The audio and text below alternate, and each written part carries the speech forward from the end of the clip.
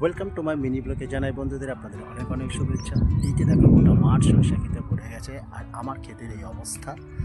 ঠিক আছে, এখন আর কিছু হয়নি, এই যে আলুটা বাঁধা হয়নি, কাজ করতে হচ্ছে আর মাঠে বসে থেকে আপনাদের জন্য এই ব্লগ করছি।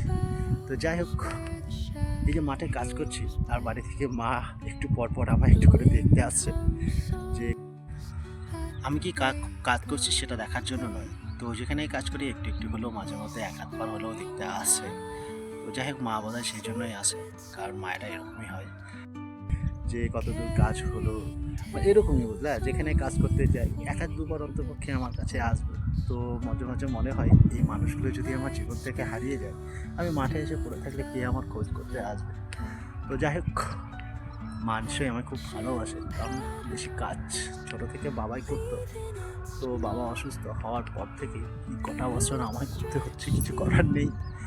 তো এই জন্য আর টোটো চালাতেও যেতে পারছি না, নিজের কাজেও আর যেতে পারছি না, সব জায়গাতেই যেন এইটা আমার গলার ঘ্যাক হয়ে আছে।